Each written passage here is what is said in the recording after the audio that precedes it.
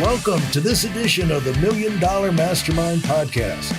This is where we pick the brains of high achievers from all walks of life and get their hard-earned, real-world insights on winning. I'm your host, Larry Weidel. Let's go back to year one. You get this idea and you say, okay, I'm going to do it. And probably now you're much more, it's second nature to you now. Let's just say, do that experience. But year one, it wasn't second nature. So how did you, and so people are hearing this and say, this may be something that could turn me around or elevate, because you can't elevate a team unless you're elevated yourself. And what I used to do, Gary, is like, the end of October, early November, I started thinking hard about the next year. Mm-hmm. And the one thing that I wanted was to make sure that our organization was not limited by my thinking. I wanted to make sure I was the biggest thinking person on that team. And I had these fears of going to a convention and having our people come back and say, I wish I was, that other team over there, they're so fired up, man. I wish I was inside that. Why can't we do some stuff, like they're doing? I wanted them talking where they want to get on our team, where they were saying, like, why can't we do things like, Weidel's team is doing and stuff like that. But I knew that had to come from me. And so this is really not an option. You got to have a vision that's big enough to get not only yourself excited, but your people excited. It's got to have room for them to excel and explode and do something exciting. So year one, now you're sitting down to do this. How did that go? As you can remember? Yeah, well, it was actually quite emotional. Yeah, Frank, I was sitting there. So I was a scoutmaster at the time, and I had all my Boy Scouts up in the mountains in a lake doing their weekly or once a year, week-long retreat where they do, activities and stuff, and all the dads sit around a campfire. Yeah, right. The proverbial burping and farting, we call it. But I go off down to the lake and do my vision exercise and then the goals the next day. And it literally felt like I met myself for the first time, but I was so supercharged. I mean, I was so inspired. I came out of there and I hit the ground running with a vengeance. And we set goals, some audacious, big, giant, we call them BHAGs, big, hairy, audacious goals, right? And I didn't get discouraged if I fell short here and there, because I just was making so much progress. And it all came back to the inspiration, but the planning part. So here's what's magical about this. When your plan takes a predefined set of actions, drives them through your goals to accomplish your goals that are in alignment with your vision, it's a foregone conclusion you're going to hit your mark. You're going to hit your target, but you've got to take that part seriously. Too many people just want to jump in. I'll ask them, hey, Gary, or Larry, what is it you want to do? What do you want out of this? How can I help you? Man, I want to be like you. I want to be a millionaire, blah, blah, blah. And I say, I understand that. But number one, I think you should be better than me, okay, because I'm just a regular person and I got lots of battle wounds to show for it. I said, number two is the money actually isn't the goal. The money becomes a measurement of who you have to become as a person to be able to make that kind of money. And these are the kind of conversations I have with people. Nobody pays me a dime, Larry, up front for anything anymore. Right. I don't sell a thing. People want to work with me, got to join my team. Yeah. And then we call it teaching and preaching. I get inside their head, which allows me to get inside their heart. And then the practical steps of how do you identify, analyze, negotiate good properties, that becomes a foregone conclusion. So I'll give an example. Early on, I'm buying these little duplexes and fourplexes, right? For years, ended up with a total of about 170-something units. The biggest thing I had was an 11-unit building. And one of my old teaching buddies approached me. He's an accountant, Vince, and he said, what do you think about buying a big property, like 100 units? And I said, I'm not going to say no. I'm going to say yes, and let's figure out how. We did. We ended up with, it was actually a 78-unit apartment complex. That was our next move. And what that taught me was everything is just a matter of scale. Once you learn the fundamentals, the steps involved, are there going to be more steps involved with a 500-unit complex? Absolutely. You're going to have environmental studies, topographical surveys, you know, you know, all kinds of stuff that has to happen, and that are different than a duplex. But those are things you learn, just like you learn how to buy a duplex. But the fundamental psychology is the same. This is what I want people to recognize here. It's who you are as a person, who you become as a person that's more important than what you know academically. Because what you know academically is a finite set. Anybody can pick up a book and learn this stuff. I'm telling you, I'm not a Harvard graduate. Right. And real estate investing is not that complex. It's keep it simple. But gather the tools. So our motto is education plus information plus action equals results.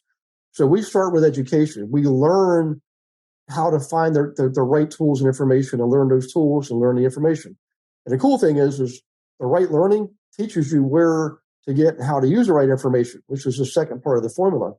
Then taking action is now informed, educated action, right? Based on education and information.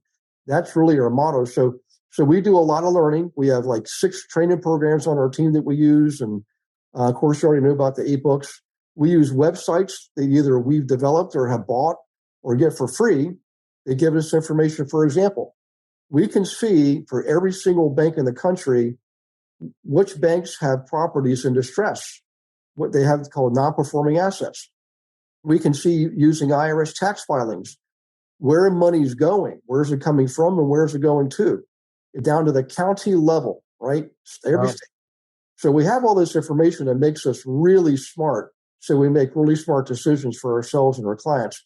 And quite frankly, it's just stuff that most agents they're not even aware of it. I'm not knocking them. They're good at what they do. We just have to be good at what we do. But the key is you've got to study your market and find out what is the market doing. So instead of coming and saying, well, my guru said I should be doing this, and that may be true in some markets, but it might not be true in this market. So let's study the market. Let's see what the market's doing. And then you paddle downriver. You go with the flow. So if your market is short-term housing is the way to go, then that's what you do. Don't do long-term housing. Don't try to squeeze a round peg in a square hole. Whatever your market is doing, that's what you should do. And real estate allows you to be nimble and flexible. So if it turns out midterm housing is the next thing coming down the road, that's for your corporate travelers, then by golly, transform some of your units into that kind of housing, right? You go with the flow. That's the beautiful thing about real estate is it's a tangible asset. It's always going to hold value, and it also generates revenue. So it's like dividends in stock, right? So you have the tangible asset that's also generating revenue. And there's no other asset like it in the world. Gold is a tangible asset, but it doesn't generate revenue, right? Right. So in any case, I know I just gave you a real head full there, but the practical stuff is the easy part, is what I'm getting at. It's the helping people see in themselves what I see in them and helping them believe it and becoming the person you need to be to do the things you need to do, to have the things they want to have. That's really where the magic happens, Well, and the magic happens when they they put themselves in a cooperative state. Mm-hmm. You can't help somebody who doesn't want to be helped. They're not willing to be helped. And then they follow through. They don't just sit there and ask questions. They follow through. And then they have some success. And then a light bulb goes on inside their head that, hey, I can do this. Mm-hmm. But until that happens, Gary, that's where you and I are behind the 8 ball. Until that happens, they take that. And that's why I believe they deserve the credit, not me and you. Maybe you, but I don't. But the thing is, you talk to millions of people. Why don't millions of people have successes? Because they don't follow through. But the people who follow through, they're doing proven things. Like you say, these proof. There's not guesswork, from Stephen Covey on. I mean, and the stuff people who came before him, it's this stuff follows a pattern, but you've got to actually apply it and use it and give yourself a chance to be successful. And then all of a sudden, the molecules in your brain and your body start to change and you start to believe. And now you go into full activation mode because it's going to become a game to you. It's going to be fun to you. You get over this, can I do it? am I good enough stage, once you start having some success, but there is a stage you go to where you've got to be,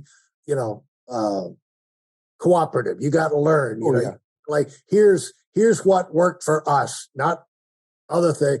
Once you learn it, then you can kind of put your own stamp on it, but get it working, get your 8-cylinder engine running first before you want to modify it. Yeah.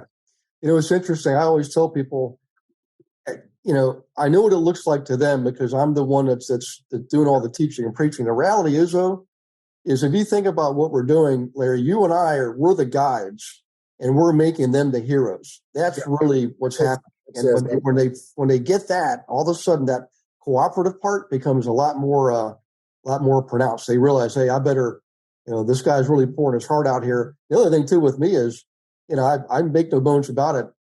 If they don't make money, I don't make money. So you can pretty much rest assured I'm going to coach their little pants off. Yeah. The skin in the game.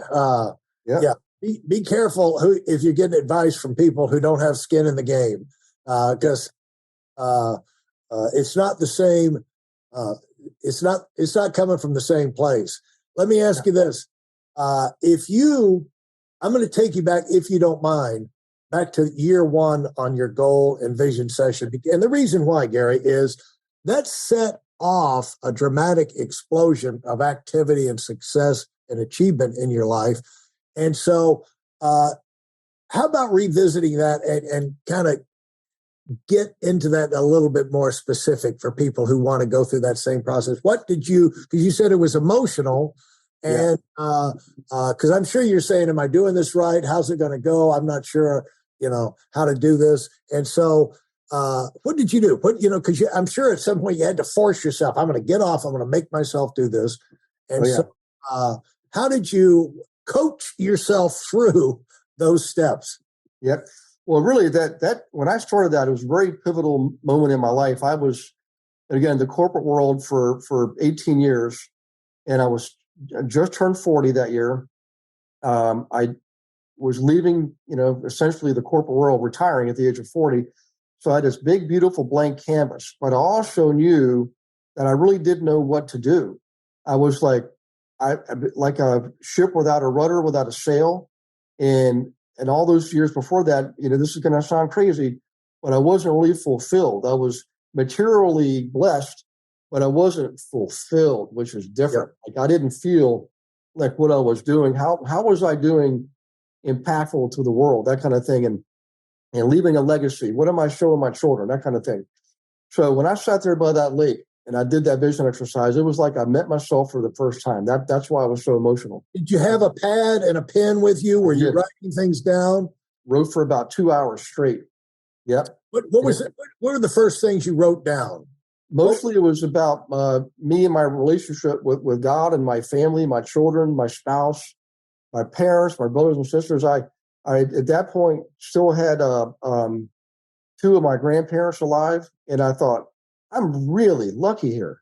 I mean, holy crap, I got nothing wrong with me physically. My kids are healthy. My wife's healthy.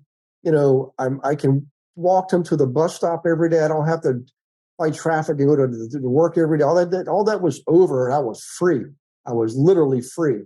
But it also meant I had a great responsibility, and I had to figure out what that was. And thank goodness, I just call it, it was just, I don't know where it came from. It was God inspired, I guess. And so that next day, I realized I got to figure out what goals does this person have. So I wrote this down at the top of the page. What goals does this person have? And again, for about 2 hours, all it is, write down goals. And in terms of business, it was, of course, acquire so many units in the next 12 months. And I broke that down by quarter, then by month, then by week, then by day. I literally got the fourth day is when I did the planning part. And I got it down and I literally was planning in 15-minute intervals. That's how unbelievably precise and specific this was. No stone left unturned. Was it perfect? No way at all. I mean, because life's going to throw you some curveballs. It's going to change your plans, but you still need to make your plans because that's your roadmap to follow, right? And what's ironic is if your goals are in alignment with your vision and your vision's in alignment with not just yourself, but God, if you want to believe in God, or how about other people? Is your vision, is it serve other people, right? How is this good for everybody other than just yourself?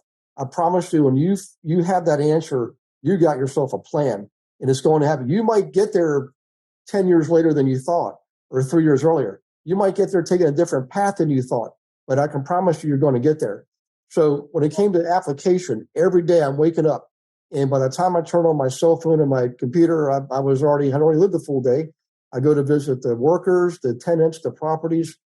Ultimately, like in me now, you'd already lived a full day. What did that mean? I'd already gotten up, said my prayers, meditated, exercised, had breakfast, had a shower, walked my kids to the bus stop, came back, and a lot of people's lives, unfortunately, that's what they accomplish in a day. That's it. Yeah. And I was ready to rock and roll, man. I was so pumped up. So when I I call it turning on the world. When I opened up my cell phone and computer, it was just basically checking off boxes on a task list is what it was. And then end of the day, I'm back with my family. We're having dinner, having a good evening. And I really learned to be a good custodian with the resource of time and energy and of course, money and everything else. Thanks for listening to the Million Dollar Mastermind.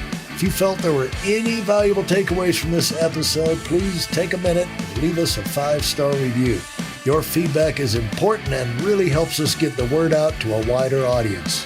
Remember, we have a valuable webinar that is absolutely free. Register for it right now at weidelonwinning.com. Thanks for listening.